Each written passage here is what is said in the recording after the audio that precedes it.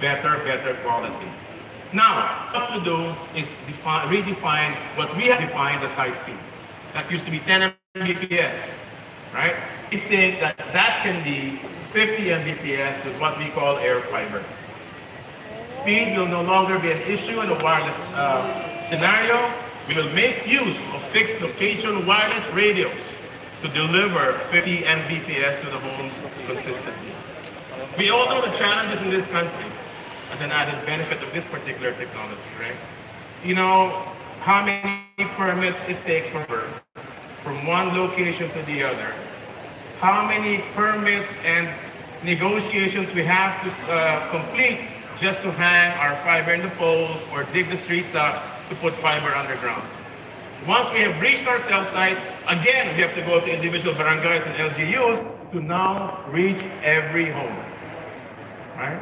Who wants to deal with the barangay for every single barangay in this country, right? And we do it constantly at Globe. Well, this technology removes part of that burden from our construction team or our deployment team. Because now, once we get fiber to the site, we can now deploy to most households in the neighborhood using this technology called 5G. And its speed will no longer be an issue. The beauty about 5G, as he has put it, is that we have three benefits to it, right? One is latency, which is a lack of a lag, if you would call it that, right? Instant response. Gamers will appreciate it. People who are into many manufacturing, robotics, connected devices like cars that require very low latency will benefit from it. The other is capacity, right? If we, the highway that we are sharing among our LTE customers is yay wide, 5G is this one, right? More and more people can enjoy the high speeds that they've been expecting more consistently, more often, with a 5G modem and a 5G network. The other, of course, is speed, raw speed. I think what we'll demonstrate in a while here to you is what has now become, because of technology, what's become possible with radio waves. Imagine when we were doing 2G, here 2G was 256, not even, about 256 kbps. Can you imagine that, right? And we were saying that was great, because remember the modems that you had to dial up? Those were only 56 kbps and 128 kbps.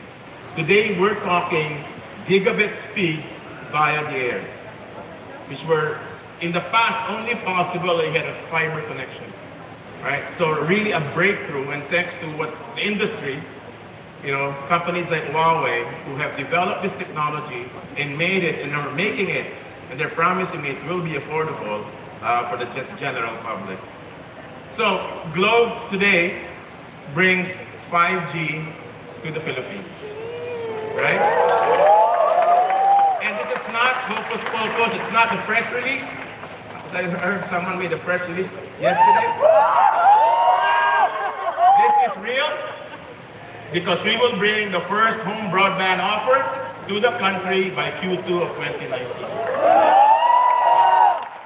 As we said, we've been working on this. He'll mention this, constant improvement. CS said, we've been ready. We've been deploying 4.5G massive MIMO antennas since 2016.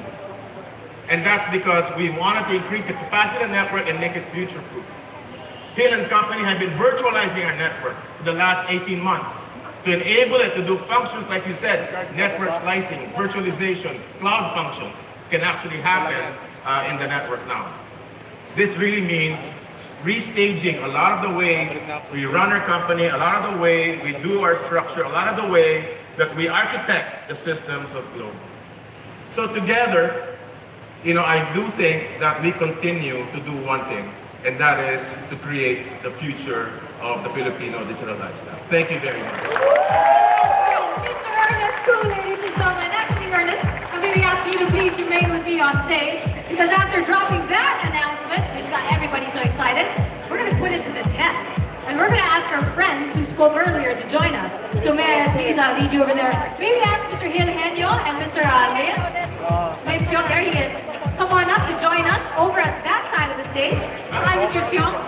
we got a laptop hooked over there. We've been talking speed, we've been talking about capacity, so all these technical terms. But we want to show you really when it comes to speed. So we have our own speedometer, literally like a speedometer. There's a needle over there. You've been talking, we're familiar with 4G LTE, right? 4G LTE is how many? 100 Mbps. Mbps, 100 Mbps. We're gonna test 5G speed, so hit it, Ernest.